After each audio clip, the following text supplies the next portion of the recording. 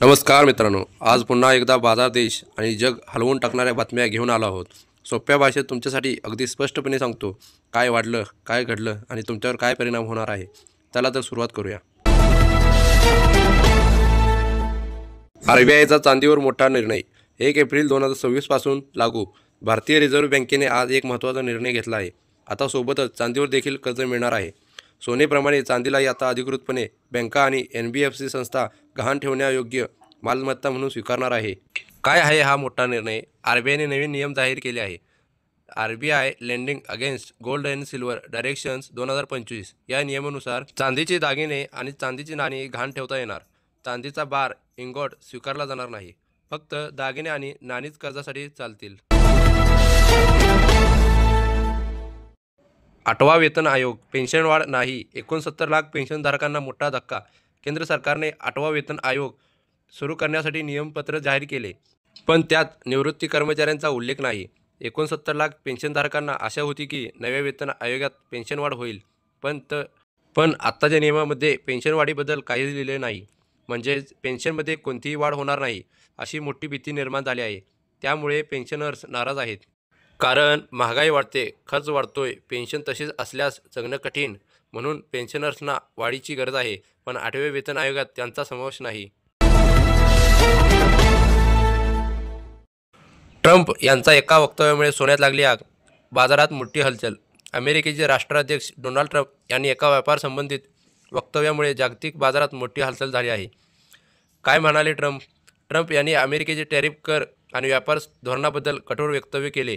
जगभरातील गुंतवणूकदारांना भीती वाटली की बाजार स्थिर होईल, डॉलर हलू शकतो, व्यापार युद्ध वाढू शकतं आणि अशा परिस्थितीत लोक सुरक्षित गुंतवणुकीकडे वळतात, म्हणजे सोनं आणि चांदी. त्याचा तात्काळ परिणाम, सोन्याची किंमत अचानक वाढली, चांदीही मागणी वाढली. बाजारात हलचल, अनेक शेअर्स खाली.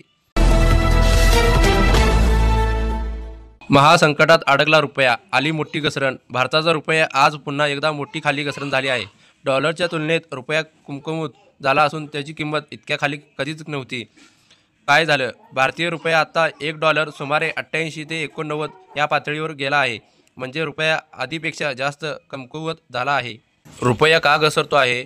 अमेरिकेने भारतावर जास्त टॅरिफ कर वाढवले, त्यामुळे भारतातून होणारी निर्यात कमी झाली, रुपयावर ताण पडला. परदेशी गुंतवणूक कमी झाली, विदेशी गुंतवणूकदार पैसे बाहेर काढत आहेत. डॉलरची मागणी वाढली, डॉलर खूप मजबूत झाला आहे. डॉलर मजबूत झाला की रुपया आपोआप कमजोर होतो. याचा परिणाम सामान्य लोकांवर काय? इंधन, मोबाईल, इलेक्ट्रॉनिक्स महाग होऊ शकतात, कारण हे सर्व परदेशातून आयात केले जातात. परदेशात प्रवास करणे महाग, डॉलर मजबूत, रुपया कमजोर, अधिक खर्च, बाजारात अस्थिरता वाढणे, शेअर बाजारात हलता डोलता होऊ शकतो. सरकार काय करते?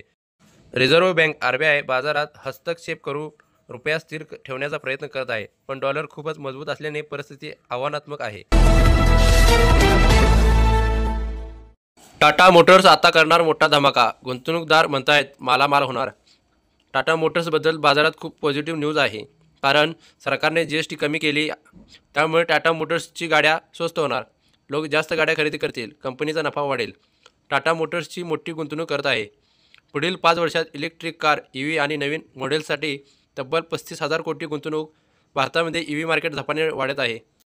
टाटा मोटर्स आधीच EVमध्ये 1 नंबर आहे. भविष्यात कंपनीला मोठा फायदा होऊ शकतो.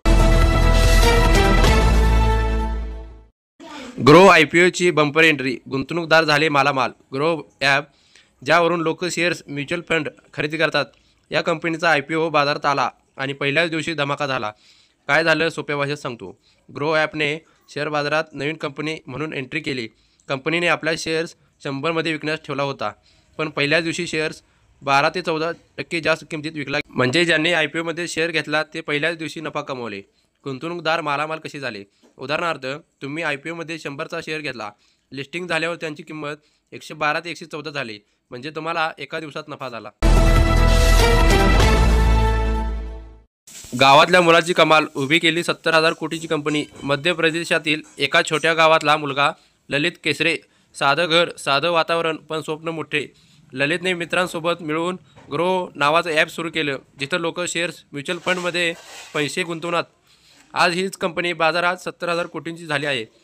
या गोष्टीत खास काय आहे ते सांगतो. मुलगा गावातून आलेला, साध्या कुटुंबातील, पण अभ्यास, मेहनत आणि आयडियाच्या जोरावर कंपनी सुरू केली.